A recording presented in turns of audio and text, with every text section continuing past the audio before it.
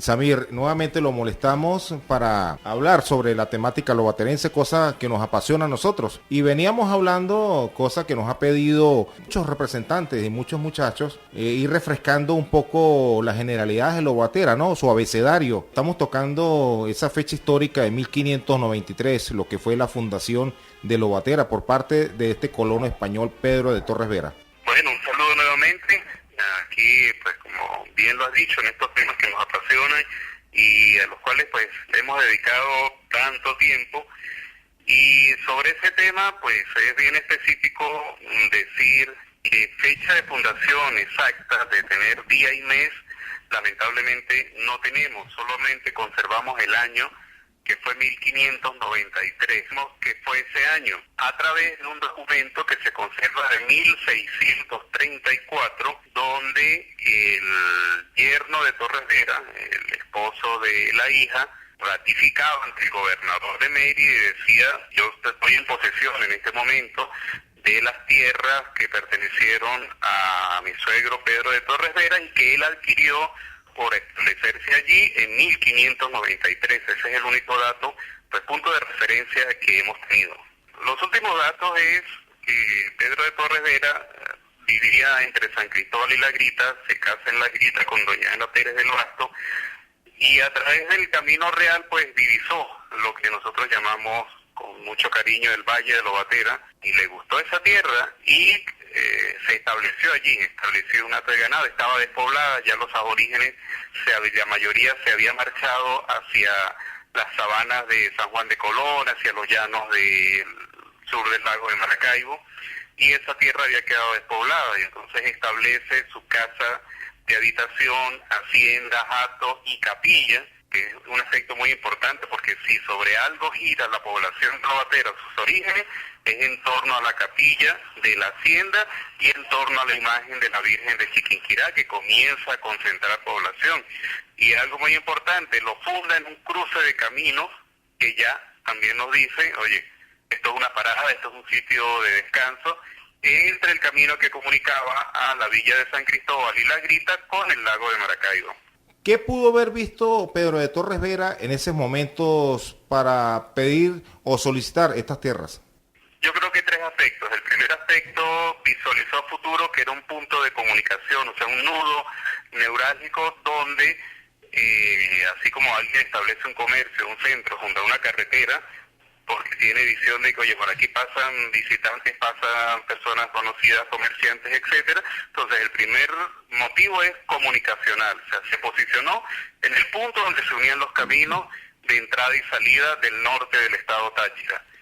Segundo, yo creo que el clima.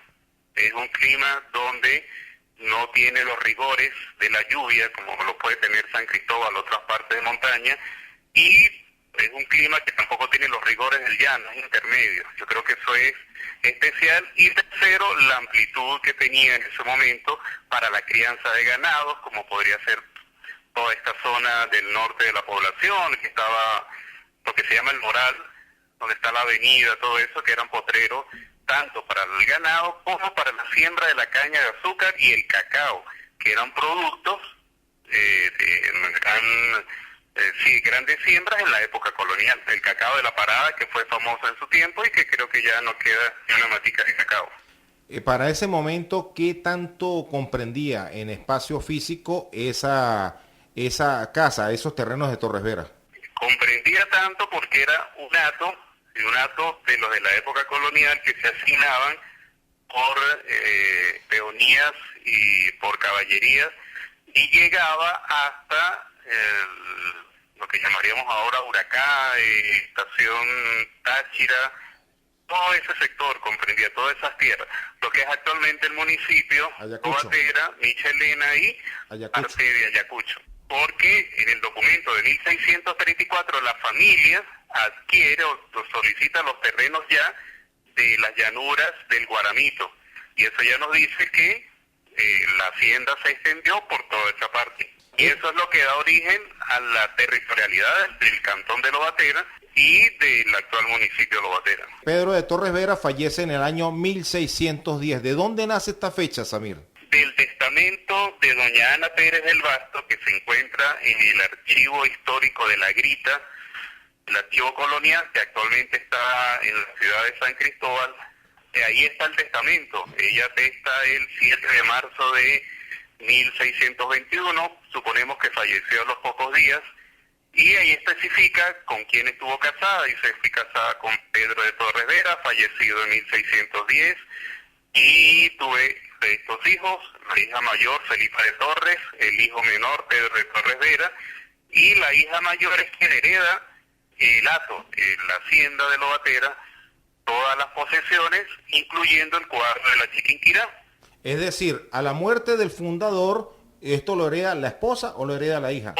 La esposa, lo hereda la esposa, se mantiene en posesión de la esposa. Sí. Y de allí viene de que tierras como Llano Basto mantengan todavía ese nombre, porque eran las posesiones que había adquirido la esposa después y que pasaron a la familia de ella, y de ahí viene el nombre de Llano Basto, porque era el llano de María del Basto. Esto es en 1610, 11 años después fallece la esposa del fundador, doña Ana Pérez del Basto. Y las tierras pasan a posesión, es lo que se llamaba el mayorazgo, porque era la institución del mayorazgo. En esa época la idea era que así se tuviese 5, 6, 7 hijos, las posesiones familiares no se perdieran, sino se mantenieran, y es allí que el heredero siempre era el mayor, y el mayor tenía que cuidar de los hermanos menores. Era una especie de tutor. Exacto, de manera que no se repartían las tierras, sino pertenecían a la familia.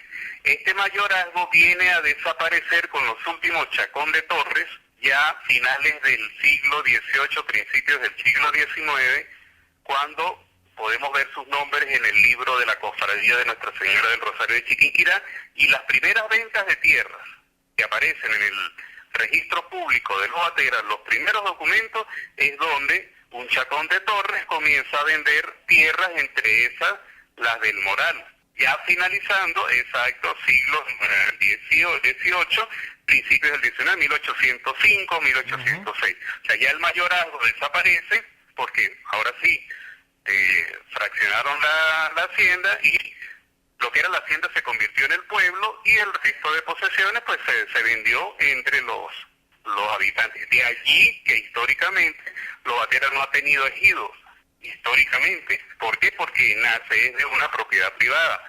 Correcto, esto quiere decir que para comienzos de 1800 es donde comienza la Lobatera que conocemos nosotros. Exactamente. Son buenos datos que queríamos seguir porque habíamos traído a colación el tema el día de hoy sobre lo que ha sido la fundación de Lobatera. ¿Cómo puede describir usted como aporte histórico lo hecho por José Gregorio León a través del retrato del fundador?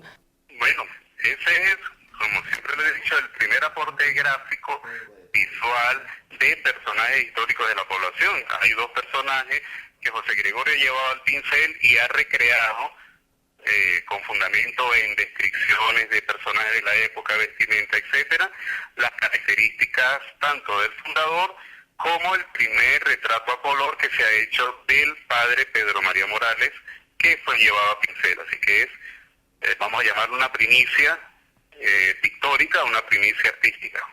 ¿Otra más para el libro Crónicas de Lobatera? Otra más para que continúe con todas esas fechas memorables. Bueno, Y uno, para rectificar lo que dice que la Lobatera que conocemos inicia en 1800, retrocedamos un poco más, prácticamente inicia con la estructura poblacional urbana, porque era obligatorio para crear una parroquia que la población tuviese la división por calles y carreras. Entonces, para crear la parroquia en 1773, los mismos pobladores se organizaron de manera de trazar el pueblo de acuerdo a las exigencias de la ley establecida para que fuese elevado a parroquia. Sí, bueno, señor. Un saludo y ya nos veremos en otro interesante tema. Muchísimas gracias nuevamente, don Samir. Ok, felicidades. Ok, muchísimas gracias. Palabras del cronista emérito de la ciudad de Lobatera.